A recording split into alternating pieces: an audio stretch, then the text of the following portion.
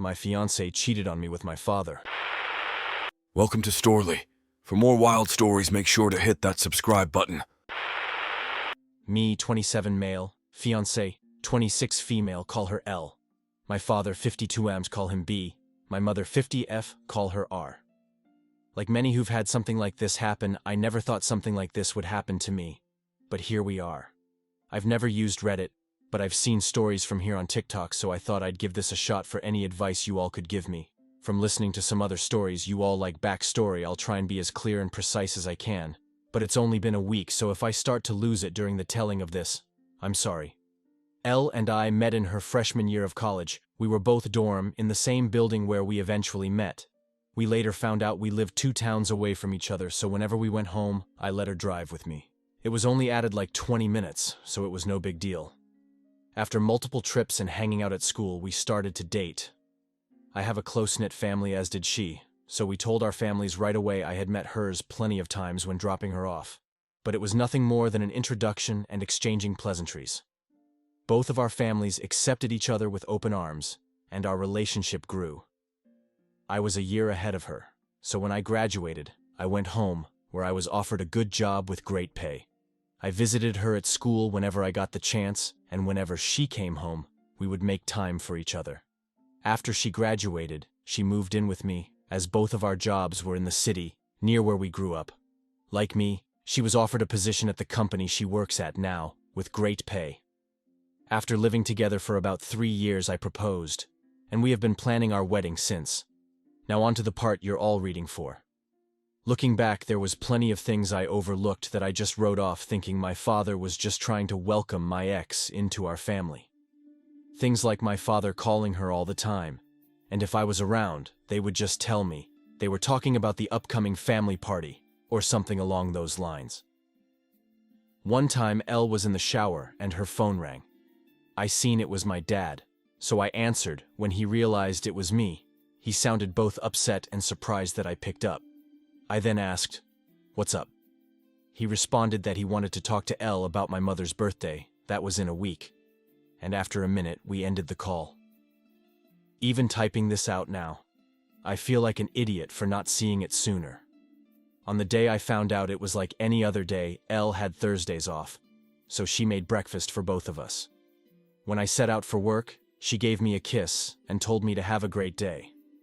During my drive to work, I realized I had forgotten some paperwork I would need for a meeting I had at 3 p.m. I shrugged it off and told myself I would just go home at lunch to get it. Elle texted me throughout the day, talking about all the casual stuff. A couple talks about like, "What do you want for dinner? I did the laundry. Do you want me to hang it up for you? Blah blah blah." I didn't think it necessary to text her. I was coming home for lunch. So when it came around, I just left work and went home. And when I got home, I noticed a car that looked like my father's in our parking lot. But I didn't think anything of it, and just parked and went into our building. When I opened the door, I was met with a scene out of a movie where a man comes home early and catches his spouse cheating. Such a cliché. There was a trail of clothes, both his and hers, leading to my bedroom, and the sound of faint moans echoed through my apartment. I stood at the door in utter shock. My brain was a mix of rage, sadness, and disgust. But if you were a fly on my wall, you would see what looked like a statue. I just couldn't move. When I finally snapped to, not knowing how much time had passed, I took out my phone to record. I picked up all the clothes that were on the floor and threw them into the hall of the building. After, I filmed the walk to my bedroom. The door was open. I stood in the doorway filming for about a minute, then flipped on the lights. They both jumped at the sudden light and looked at me, and to my utter shock, it was my father in the bed with her. After the initial stun, my father noticed I was recording and started to panic, trying to find anything to cover himself and telling me to stop recording. He found a towel and wrapped it around himself and started to walk toward me. I told him, "If you don't want to get hurt, stop coming to me." He either didn't care or didn't hear me and reached for my phone. I hit him square on the jaw. His head bounced off the door and slumped to the ground. Elle shrieked. I aimed the camera at Elle and said, "Concerned about your fuck-eye buddy, but nothing to say to your fiancé." My father woke up after about a minute nap, and I told them I just needed to come pick something up for work. So I'm heading back now. If either of you pieces of shit are here when I get back, I'll send this video to everyone you know. I ended the video, looked at my dad, who was still coming to, and said, "You're dead to me, you're no longer my father, but you might want to go home and talk to Mom because I'll be talking to her very soon." I sat in my car for a while until one of the bosses at work called to ask where I was. I told her I was on my way back right now. When I got to her office to hand her the paperwork, I must have looked awful because she started asking what was wrong with me. I told her it was nothing, and I'd be okay. I could see her scanning me up and down, and she noticed some blood on my collar and stood up, rushed to me and said, "You're bleeding." I looked down and said it was my father's. She looked confused, so I pulled out my phone and showed her the video. She watched it in its entirety. She was introduced to Elle a few times, but never my father. She sat there silent for a moment until it finally clicked that my fiancé was cheating on me, but not only was she cheating, it was with my father. She asked if there was anything she could do, suggesting I take some time off, but I told her I can't go back there right now, that I just need a minute and I'd be fine for the meeting, and I have another shirt in my office. The meeting went over fine. I put on a smile for everyone, like nothing had happened. My boss came up to me after the meeting and asked how I could do that, but I just said I don't know and went to my office. I then came home, and I was alone for the first time in a very long time. Thank you for reading. I'm sorry I carried on so much, but it was therapeutic getting everything down. I just don't know what to do. I defiantly need to get the hell out of this apartment. I just can't live here anymore, and there's no possible way I'm sleeping in that bed. I know not only do I have to go get checked out for STDs, but I think I broke something in my hand. Oh, wow. Give yourself some time to process your feelings, my friend. This is messed up in so many levels. You need time and a proper support system. So, the day after I posted, I tried to get into contact with my mother, but none of my calls were connecting. I wanted to see if she would get lunch with me, and I'd tell her everything. After about a dozen tries, I decided to get into my car and go to my mother's house. She needed to know what happened as soon as possible, even if talking about was going to make it hurt all over again. During the drive, I thought about what I would say and how I would say it. That made me start to panic. I had to pull over twice to throw up. It's not every day you have to tell your mom that her husband is screwing your fiancé. I pulled into the driveway and sat in my car for a moment to calm down and gather my thoughts. I was in my car for a few minutes when my mother threw her front door open, so I stepped out of my car. She started cursing at me, saying how dare I come to her home after I hit my father for trying to break up a fight between Elle and I. She called me every name in the book and called me an abuser. She told me I needed to leave since Elle isn't ready to forgive me yet, and that if she's smart, she hopefully never will. Yes, apparently my father took Elle to my family's home and told my mom that Elle and I argued, and when my father tried to spot it, I hit him. She continued on for a while until I finally snapped and said, "Really, Mom, because your husband is fucking my fiancé. That's why I hit him. And, if you can't take my word for it, I have a video, I'll send it to you. But because my own mother can talk to me like this, don't expect to see me again. I don't want to hear your apology when you finally figure out that you're just as shit of a mom as my piece of shit father." Her face dropped. She looked like what I must have looked like when I first walked into my apartment and caught them. I pulled out my phone and sent her the video. My mom took hers out and turned it on. She pulled up the video and watched up until the part where I turn on the light. She then put her phone down. She looked up at me, but I turned and went into my car. I backed out of her driveway. I looked at her before I took off, and she was in tears. My heart felt for her, but too much was said during that fight for me to pull back in and forgive her.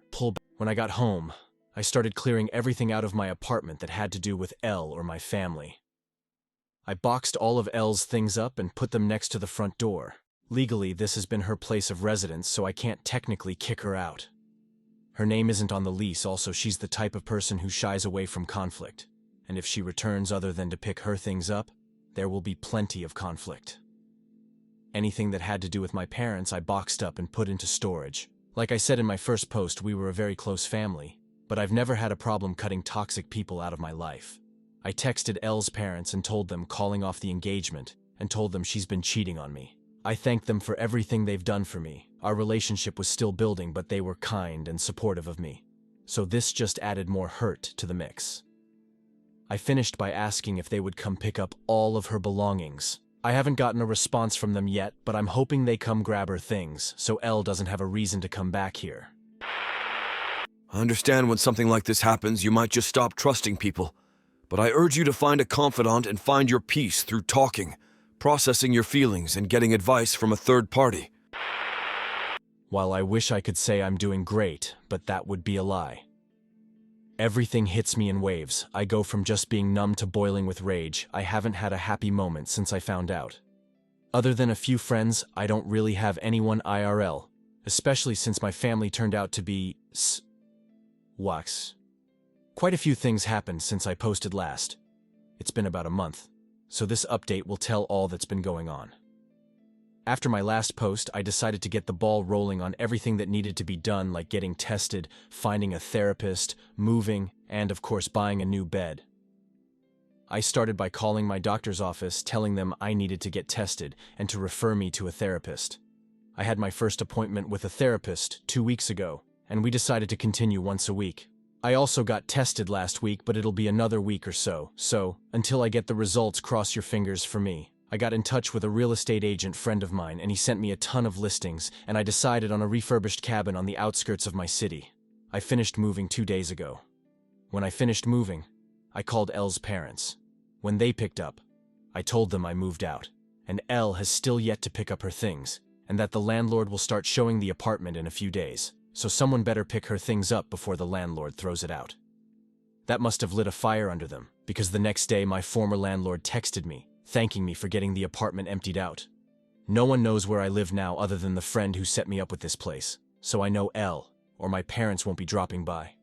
The only thing that sucks about this place is I traded a 10-minute walk to work to a 45-minute drive. My phone has been blowing up with texts and calls from Elle, both my parents and some of my friends, but I have no interest in talking to anyone other than my therapist. At work, I've been a ghost. I go and get my work done and leave. On the rare occasion I have to talk to someone, I put on my fake smile and pretend everything is okay. My boss from my previous post has been trying to check in on me more, but I don't really tell her anything either. I just tell her I appreciate it. But I'll be okay. Truth is, I don't know if I'll be okay. I get that time heals and all. But I feel like that's only relevant when you're dealing with one issue, not when you lose who you thought were the 3 closest people in your life all at once. A huge part of me died, and there's no chance of resuscitating it. The meetings with my therapist are going, well, I suppose I've never done therapy before, so I have no reference on what good therapy is. We do get along all right, and she really seems genuine in wanting to help. The first session was us getting to know each other and delving into what brings me to her. Nothing in depth but me, just telling her what happened in my own words. The second session we went a bit deeper. She asked me about the relationship I had with my parents. I told her up until now it was great. We talked often and always communicated well when something was wrong, and that I grew up in a great home, but that all means nothing now. She asked why I cut my mother out of my life. I told her she said things to me I wouldn't say to someone I despised, then told her there's no way she can come back from that. At the end of our last session, I gave her the link to my page on here, so she can read more about how I feel and what's going on in my head. I feel like it's easier to type things out than it is to speak it. So, if you're reading this, hi doc. For now, I'm still miserable. I thought I'd be okay by now, not necessarily happy, but okay. I know some of it is my own fault, not communicating to my friends, but when I think about responding to them, it just seems so exhausting. I know they'll want to get together or come to my new place, but I just don't have the energy to be around them. Until I do, I'll work, go to my appointments, and sit on my back deck sipping on some bottom-shelf whiskey and try to enjoy this beautiful view. I haven't hunted since high school, so maybe I'll take that up again now that I can hunt from my back porch. Now onto the update with what's been going on between my family and ex.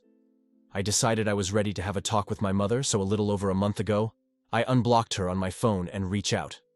I called, and almost instantly she picked up the phone. I could tell through the tone of her voice she was panicking.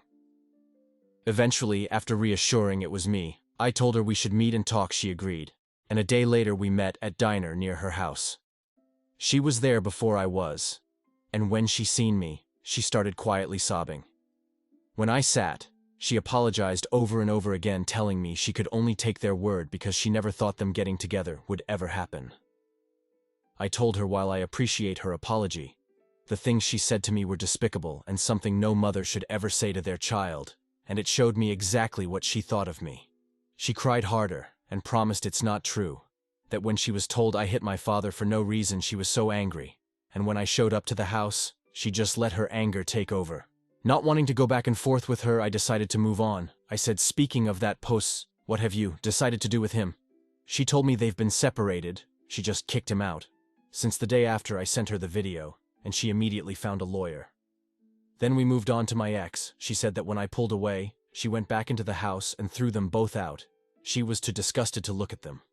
We talked for about an hour in total, and before I left, I told her I was in a dark point of my life, and because of the things she said to me, I didn't have my mother when I needed her, and because of that I don't know if I could have her in my life.